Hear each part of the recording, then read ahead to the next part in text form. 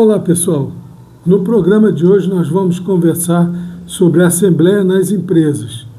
Vamos ter a presença do Luiz Gonzaga, que é diretor financeiro do CIT-FAEG TODF e diretor regional do Sul da FIT-AEG TODF, acompanhado pelo assessor jurídico sindical, Dr. Pedro Neto. Fique com a gente.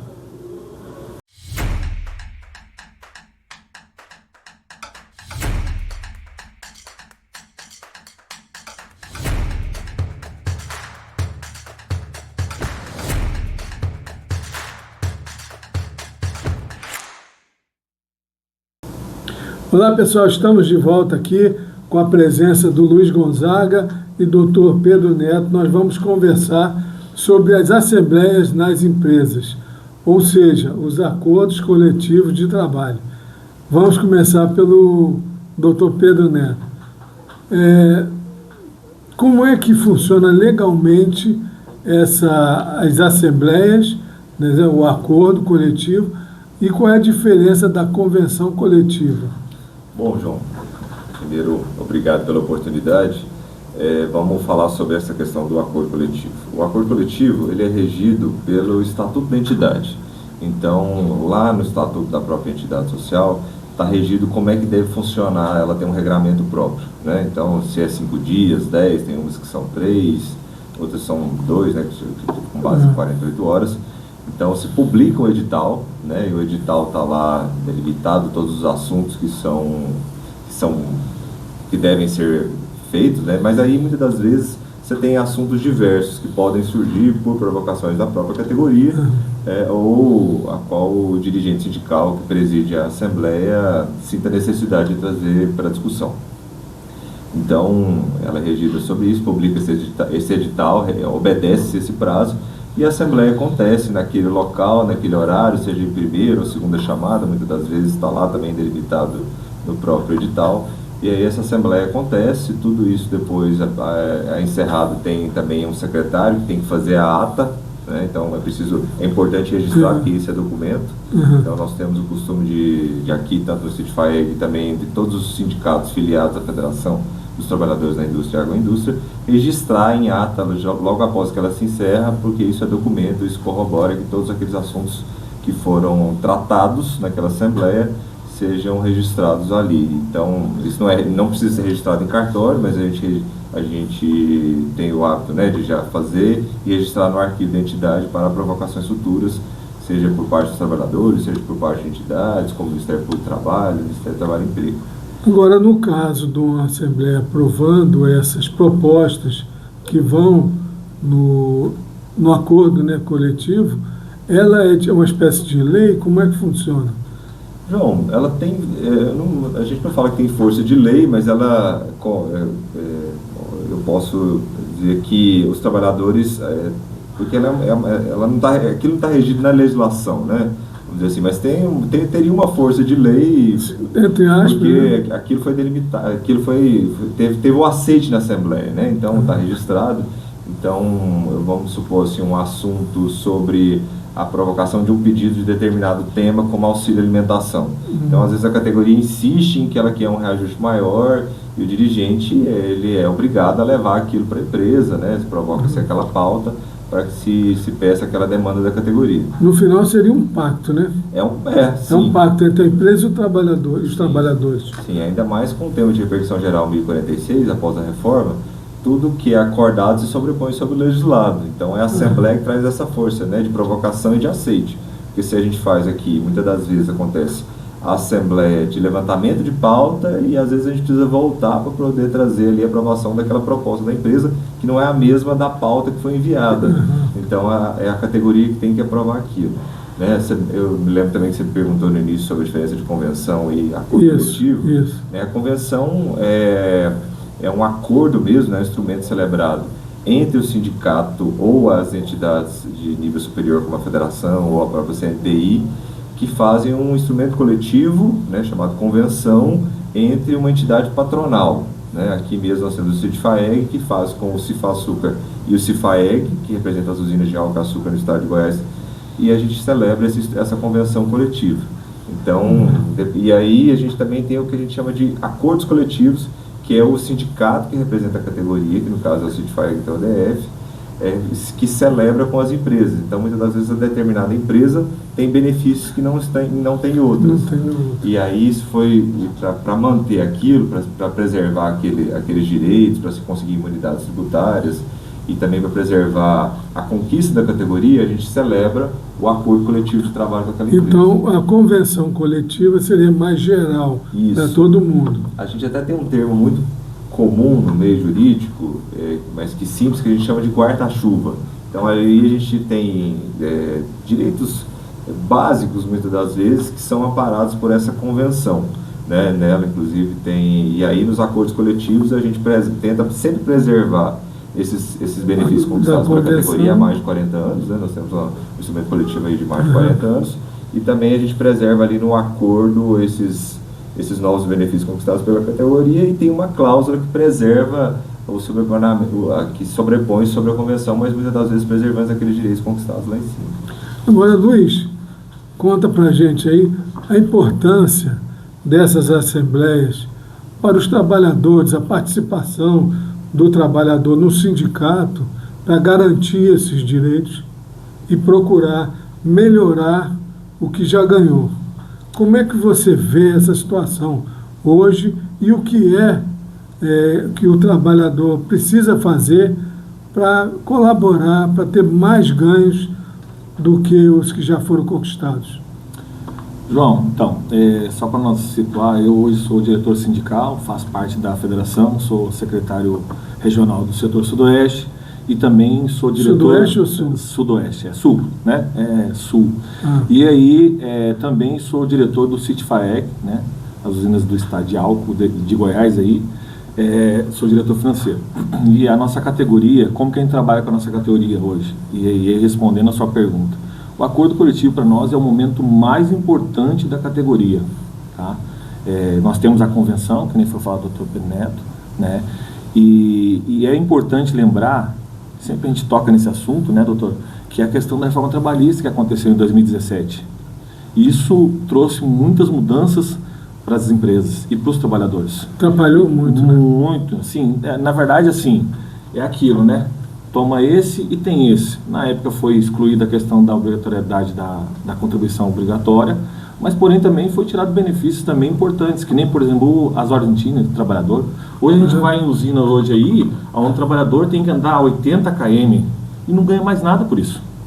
Né? E na época a gente sempre comenta que teve a questão da supressão, né, doutor?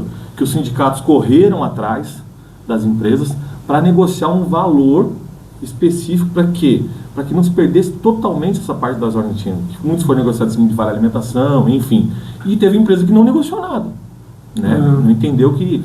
Então, assim, o trabalhador até hoje reclama dessa questão das ordens. E são 80 quilômetros para ir e 80 para voltar. Trabalhador. E aí, é aquela questão, né? A gente fala sobre o fim da escala 6x1, né? O trabalhador sai 4 horas da manhã para voltar para casa, sabe que horas? 20 horas da noite, né? Praticamente então, troca a marmita, né? Então, assim, é um assunto, mas é um outro momento, mas isso é importante a gente ilustrar, mas voltando no acordo coletivo. É importante saber que com essa reforma trabalhista, o que aconteceu com o acordo coletivo? Ele tem um tempo, né, de vigência, né? Seja ele 1 ano ou 2 anos, né? A gente adotou de 1 ano, por quê? Sindicato tem que estar na base, tem que estar conversando com o trabalhor. Tem que saber e entender o que o trabalhador precisa, né, doutor? O doutor acompanha aqui, a gente faz questão de diretor e acompanha de advogados, né? Porque o diretor trabalha essa questão política e o advogado trabalha essa questão mais jurídica, né? Então, ele tem esse tempo, é importante a gente saber. E se não renovar, o que acontece? O acordo coletivo ou a convenção coletiva? Acabou, a empresa paga se quer, né? Porque é uma garantia, o acordo coletivo, você negociar o acordo coletivo, você negociar a convenção coletiva, que nem o doutor falou, na convenção coletiva tem alguns benefícios que são tratados e no acordo coletivo tem outros. Qual a diferença? Na convenção, você negocia com o patronal, né? O sindicato negocia com o sindicato patronal, que lá tem todas as empresas, e o acordo coletivo é o sindicato negociando com a empresa. E aí a gente traz a importância do acordo coletivo Por quê, João? Que você me perguntou. Que é a questão dos benefícios mais importantes, que é o quê? Vale alimentação, né? Questão de plano de saúde, questão de banco de horas, jornadas de trabalho, né? Então, assim, é muito importante, porque, e aí, se uma empresa, por exemplo, que não negocia o acordo coletivo com o sindicato, qual que é a segurança dessa empresa? Qual que é a garantia do trabalhador vai receber isso, né? Então, assim, João, o acordo coletivo é um momento muito importante para a nossa categoria do álcool hoje. Muito importante mesmo, sabe? Eu acho que eu acredito que tem respondido aí as perguntas que você me fez aí, né? O que pode, doutor Pedro Neto, a gente melhorar numa legislação, porque parece que já falam em modificar, eu já ouvi alguma coisa, modificar a reforma trabalhista, né? Inclusive para colocar, derrubar 6x1, né? E qual é o período que você acha que é mais viável? Caiu a 6x1, 5x2, como é que é? Como é que foi 4x... João, viu, quer dizer que isso é um tema muito polêmico para a gente poder sempre levantar, mas a gente tem que ter a maturidade de discutir isso. O mundo, isso é uma questão a nível global, de discussão de novas jornadas de trabalho, né? Seja ela com 40 horas semanais, seja com preservação de 44, mas um escalonamento de redução de jornada. Cada país acho que vai criando a sua característica própria, né? Então, no Brasil, o atual governo trouxe à tona aí um movimento que começou, estou tentando lembrar o nome aqui, para a criação de Vida Além do Trabalho, o movimento Vida Além do Trabalho. Começou por uma provocação desse movimento, que acho que começou no Rio de Janeiro, tiveram algumas manifestações, e o tema veio à tona, né? Várias entidades sociais trazem isso. É importante a gente discutir com muita maturidade. A gente sabe que tem categorias que têm uma maior facilidade de implementar e já estão implementando isso, inclusive isso já existe. Já existe. Quanto mais ou menos o horário? Assim, eu não vou dizer um horário específico, mas se fala-se muito numa redução, assim, a gente tem que trazer o cômputo do horário, né? Mas o que se fala, tem um projeto da mudança da jornada para 5x2, né? Que seria o que a gente chama do descanso semanal remunerado, mas com o banco de horas a gente sabe que numa indústria teria que se deslocar esse descanso para dias de semana, então vai muito do turno da empresa. Mas também você tem de redução de 44 para 40, tem 2 projetos que circulam, não me lembro o numeral certo desses projetos, mas eles estão apensados no Congresso Nacional e estão sendo debatidos lá. Então, ontem mesmo eu vi uma notícia que o governo bateu o martelo em relação a isso, para já começar a discutir ainda nesse semestre. Então, cada categoria, cada setor, seja da agroindústria, seja da indústria, seja do comércio, estão vendo seus pontos, sabem que isso é um tema polêmico, sabe que a sociedade civil, né, principalmente os trabalhadores, tem encampado a ideia, querem discutir, e a gente vai ver como é que isso o que vai acontecer no decorrer do ano.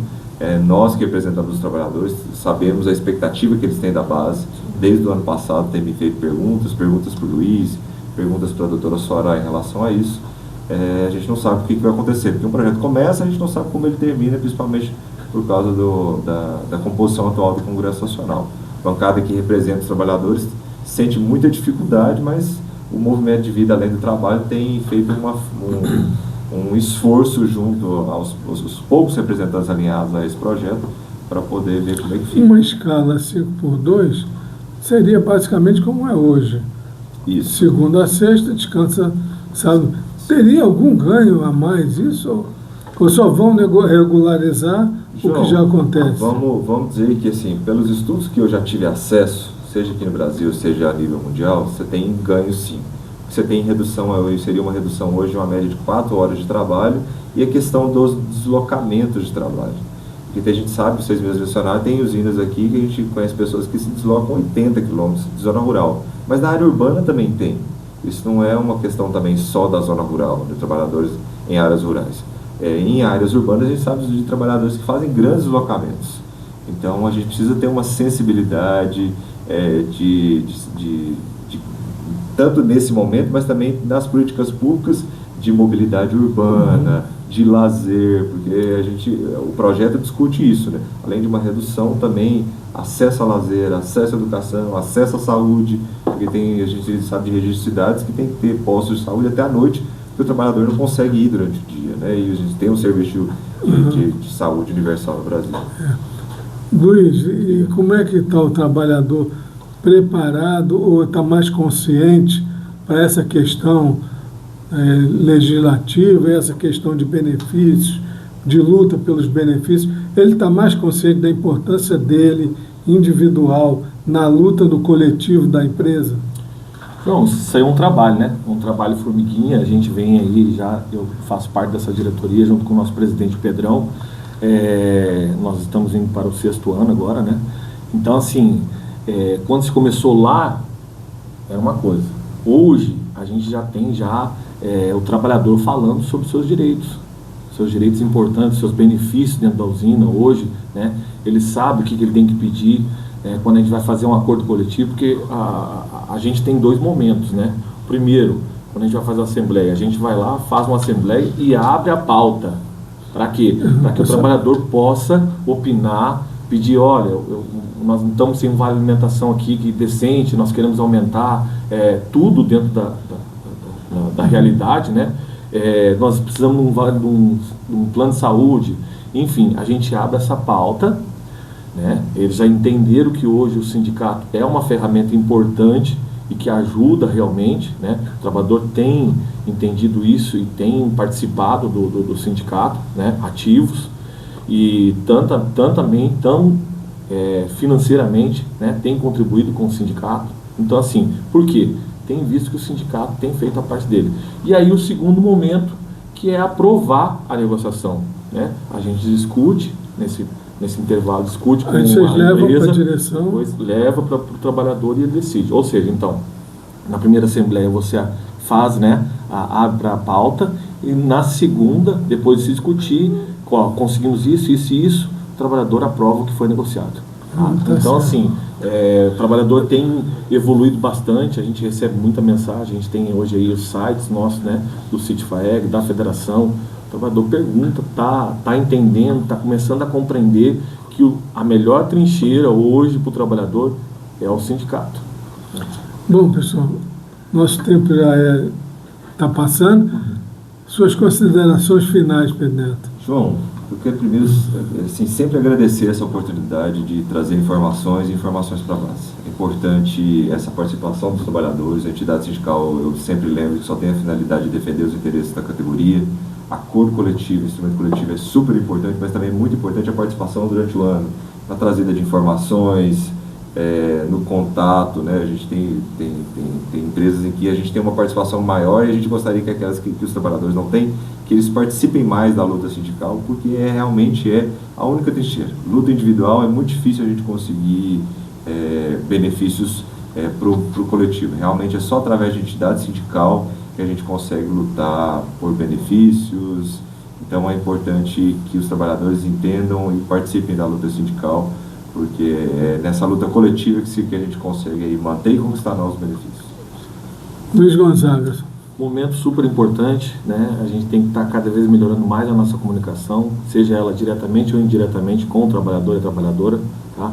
Te agradeço, João, e com certeza ainda a gente tem um objetivo aí que talvez amanhã depois um trabalhador tá aqui junto com a gente, fazendo essa conversa, falando do seu dia a dia. Então a gente está cada vez avançando mais nessa comunicação, agradecendo você aí, viu, João?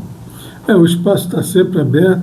E em resumo, você trabalhador que nos assiste, entre nas redes sociais da FITAEG, divulguem o nosso material, que é importante para você e para os demais trabalhadores. Muito obrigado, até a próxima.